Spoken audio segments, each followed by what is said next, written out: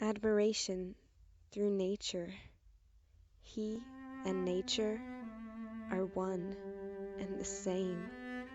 His voice is smooth like a summer breeze. He emanates peace, as do serene mountain lakes. He does not boast his greatness, as skyscrapers do, but he is humble, as a wildflower hidden in the wood. His thoughts run deep, like the crevices of a mountain pass. He appreciates the beauty of sadness, like that of a storm telling its tale of woe through the pitter-patter of rain. He cares for those around him as the trees purify the air.